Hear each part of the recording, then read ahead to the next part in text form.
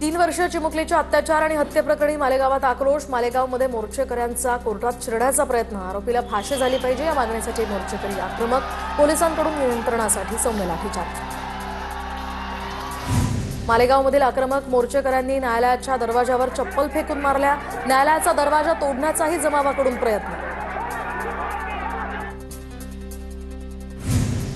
मालेगाव न्यायालयामध्ये मोर्चेकऱ्यांनी आक्रमक होत आतमध्ये शिरण्याचा प्रयत्न केल्यानंतर कोर्टाचे दरवाजे बंद। पोलिसांकडून नागरिकांना शांततेचं आवाहन। मालेगावातील पीडित मुलीच्या कुटुंबियांची चाकणकरांनी भेट घेतली। आरोपीला फाशीची शिक्षा व्हावी यासाठी राज्य महिला आयोग पाठपुरावा करणार। रुपाली चाकणकरांची प्रतिक्रिया। मुंबई महापालिका निवडणुकीच्या पार्श्वभूमीवर केलेल्या अंतर्गत सर्वेक्षणामध्ये भाजपला सपशेल बहुमत, तर 227 जागांमध्ये भाजपला 100हून अधिक जागा विजयी होण्याचा अंदाज। भाजपनं केलेल्या सर्वेक्षणात महायुतीला बहुमत दिसत असल्याचा निष्कर्ष। मुंबई महापालिका मतदार याद्यांमध्ये मोठ्या प्रमाणात घोळ, तर पुढील 2 दिवसात पवारांच्या राष्ट्रवादीची मुंबई विभागाची बैठक। मतदार याद्यांसंदर्भात 27 नोव्हेंबरपर्यंत हरकती आणि सूचना मांडू शकणार, तर 5 डिसेंबरला हरकती आणि सूचनांवर सुनावणी होणार। ठाकरे बंधूंच्या युतीसंदर्भात शरद पवार सकारात्मक। मनपा निवडणुकीबाबत युती आघाडी संदर्भात अद्याप कोणताही निर्णय नाही। काँग्रेसच्या शिष्टमंडळानं नुकतीच पवारांची भेट घेतली होती। दरम्यान पवार काँग्रेससोबत आघाडी करणार की ठाकरे बंधूंसोबत जाणार हे गुलदस्त्यातच। मुंबई महापालिका महाविकास आघाडी म्हणून लढली पाहिजे। मतचोरीच्या संदर्भात एकत्रित येत सत्याचा मोर्चा काढता, मग निवडणूक का वेगळी लढता असा सवाल शरद पवारांनी केल्याची सूत्रांची माहिती। दरम्यान पवार आणि उद्धव ठाकरे काय बोलतात याचं मनसेला काही देणं घेणं नाही। मनसे काही महाविकास आघाडीचा भाग नाही। महाविकास आघाडी आणि मनसे यांच्या एकत्र येण्यावरून संदीप देशपांडेंची प्रतिक्रिया। मारहाणीची भाषा करतात, त्यांच्यासोबत न जाण्याची आधीचीच आमची भूमिका। मनसे महाविकास आघाडीवर वर्षा गायकवाड यांचं वक्तव्य, तर आम्ही या विषयावर नेते आणि कार्यकर्त्यांना विचारलंय। दिल्लीत सुद्धा चर्चा केली आहे, गायकवाडांची प्रतिक्रिया। अंतिम निर्णय जोपर्यंत येत नाही तोपर्यंत आघाडी बिघाडी म्हणण्याची गरज नाही। शिवसेना ठाकरेंच्या नेत्या किशोरी पेडणेकरांची प्रतिक्रिया, तर एकटं लढण्याची वेळ आली तर एकटं लढू, पेडणेकरांकडून स्पष्ट। सिंधुदुर्गातील युती तुटल्यास रवींद्र चव्हाणच जबाबदार। शिवसेना पहिल्या दिवसापासून युतीसाठी आग्रही होती। रवींद्र चव्हाणांवर टीका करताना शिंदेच्या सेनेचे आमदार निलेश राणेंची प्रतिक्रिया।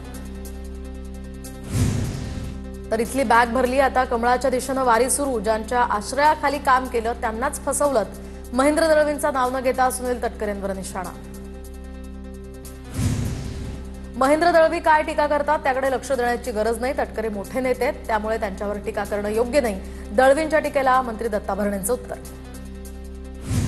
कृषी मंत्री दत्तात्रय भरणे हे अमरावती जिल्ह्याच्या दौऱ्यावर। भरणेंच्या दौऱ्याच्या पार्श्वभूमीवर पोलिसांनी काँग्रेस कार्यकर्त्यांना नजरकैदेत ठेवलं। यशोमती ठाकूर यांचा आरोप, तर आमचे लोक ताब्यात घेतले तर आम्ही गप्प बसणार का? यशोमती ठाकूर यांचा संतप्त सवाल। यशोमती ठाकूर येत्या 6 महिन्यात भाजपात प्रवेश करतील, आमदार रवी राणा यांचा मोठा दावा। नांदेडच्या बिलोलीमध्ये राष्ट्रवादीच्या महिला उमेदवाराला पतीसह डांबून ठेवल्याचा प्रकार। वॉर्ड क्रमांक 2 मधील उमेदवाराला अर्ज मागे घेण्यासाठी जबरदस्ती केल्याची माहिती। पोलीस बंदोबस्तात महिला उमेदवाराची पतीसह केली सुटका। ठाण्यामध्ये भाजप आणि शिवसेना कार्यकर्त्यांमध्ये राडा। शिंदेचे कार्यकर्ते जल्लोष करत असताना हा वाद। नारायण पवार यांनी शिवसेना शिंदे सेनेच्या हरेश महाडिकांच्या कांचिलात लगावल्याचा आरोप। नारायण पवार यांनी मारहाण केल्याचा हरेश महाडिक यांचा आरोप। तर ठाण्यातील नौपाडा भागामध्ये लक्ष्मी नारायण या गृहनिर्माण संस्थेच्या ठिकाणी सदनिकांच्या रजिस्ट्रेशन भाजप आणि शिवसेना पक्षात वाद। काल शिंदेच्या सेनेकडून स्टंटबाजी करण्यात आली, कुणालाही काल मारहाण झाली नाही। मारहाणीचे आरोप असलेल्या भाजपच्या नारायण पवार यांचं स्पष्टीकरण। मुंडवा जमीन गैरव्यवहार प्रकरणात आता निलंबित तहसीलदार सूर्यकांत येवलेंची पोलिसांकडून चौकशी। शीतल तेजवानीसोबत येवलेंची चौकशी। आर्थिक गुन्हे शाखेनं सूर्यकांत येवलेंचा जबाब नोंदवला। पुण्यातील जमीन गैरव्यवहार प्रकरणामध्ये शीतल तेजवानीच्या चौकशीनंतर आज शेतकऱ्यांचे जबाब नोंदवले जाणार। पॉवर ऑफ अटर्नी देणारे 275 जण चौकशीसाठी हजर होणार, तर अनेक शेतकरी कागदपत्रांसह चौकशीसाठी हजर। दिल्लीतील शौर्य पाटीलच्या आत्महत्येनंतर पालक आता आक्रमक। सलग दुसऱ्या दिवशी पालकांचं शाळेच्या बाहेर आंदोलन। आत्महत्येप्रकरणी शाळेतील 4 शिक्षकांचं निलंबन, मात्र निलंबन तात्पुरतं असल्याचा पालकांचा आरोप। पुण्याच्या शिवाजीनगरमधील डॉक्टर बाबासाहेब आंबेडकर या वसतिगृहातील विद्यार्थ्यांचं आंदोलन। वसतिगृह पाडण्यापूर्वी आम्हाला पर्यायी जागा द्यावी, आंदोलनकर्त्या विद्यार्थ्यांची मागणी। चांदवडमध्ये शेतकऱ्यांकडून मुंबई आग्रा महामार्गावर रास्ता रोको, तर कांदा दर 500 ते 700 रुपये प्रति क्विंटल कोसळल्यामुळे रास्ता रोकोमुळे मुंबई आग्रा महामार्गावर वाहनांच्या मोठ्या रांगा। नागपूर जिल्ह्यातील ग्रामपंचायतीमध्ये संगणक परिचालकांचं कामबंद आंदोलन।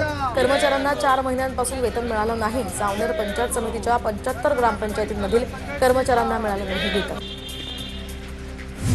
लाडकी बहीण योजनेचा फायदा घेतलेल्या शासकीय कर्मचाऱ्यांवर कारवाई होणार।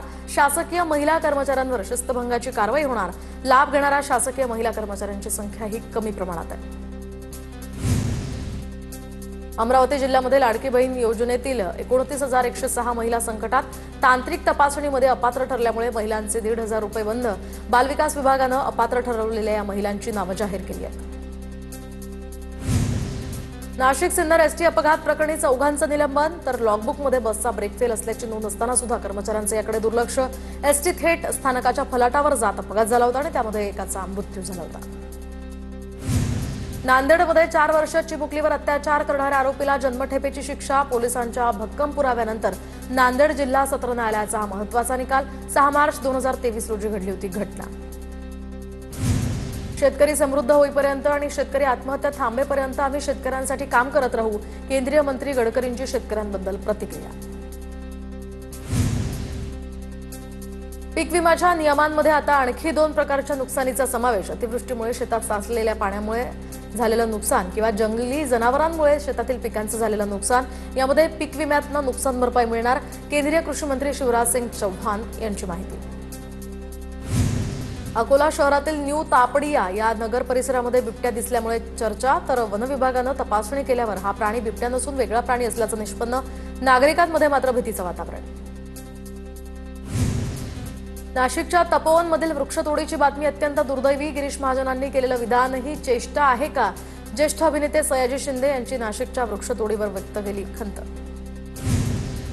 संयुक्त मराठी मुंबई चळवळीकडून हुतात्मा चौकात आंदोलन। मराठी अस्मिता जागवली पाहिजे, मराठी भाषा बोलली पाहिजे। गिरणी कामगारांचं पुनर्वसन मुंबईतच करण्याची आंदोलकांची मागणी। ड्रीम सिटी या ठिकाणी ऑनलाईन जुगार अड्ड्यावर छापा, तर 9 जणांना या प्रकरणी अटक। छत्रपती संभाजीनगरच्या कुंभेफळमधली घटना। वेबसाईटवर 40हून अधिक खेळांवर सट्टेबाजी चालत होती। जळगावात भूसंपादनाच्या मोबदल्याची 16 लाखांची रक्कम महिलेनं हडपली। एकच नाव असल्याचा फायदा घेऊन महिलेनं लाटले मोबदल्याचे पैसे। नायब तहसीलदारांच्या तक्रारीवरून महिलेवर जिल्हापेठ पोलीस ठाण्यात गुन्हा। ससून रुग्णालय आणि आस्क वृद्धाश्रम या ठिकाणाहून गेल्या डिसेंबरपासून रुग्ण गायब। गायकवाडांकडे सोपवण्यात आलेल्या प्रकाश पुरोहितांचा अद्याप ठावठिकाणा नाही। तक्रारदार पुष्कर तुळजापूरकरांची चौकशीची मागणी। नांदेडच्या शिवाजीनगर औद्योगिक वसाहतीमध्ये ड्रेनेजचं पाणी रस्त्यावर। वर्दळीच्या ठिकाणी पाण्याच्या दुर्गंधीमुळे नागरिक हैराण। पायी चालणाऱ्यांसह दुचाकी चालकांना करावी लागते कसरत। नाशिकच्या कुंभमेळ्यासाठी आवश्यक नाशिक रिंग रोडच्या भूसंपादनाला शासनाची मान्यता। तब्बल 66 किलोमीटर लांबीच्या या रस्त्यासाठी होणार भूसंपादन। भूसंपादनासाठी 3,659 कोटींची मान्यता। भारतीय महिला संघाची उपकर्णधार स्मृती मंधाना हिचा 23 नोव्हेंबरला सांगलीमध्ये विवाह सोहळा पार पडणार। नवरदेव पलाश मुच्छलचं मांधाना या परिवाराकडून जंगी स्वागत, तर विवाह सोहळ्याची जय्यत तयारीही सुरू असल्याचा व्हिडिओ सोशल मीडियावर व्हायरल।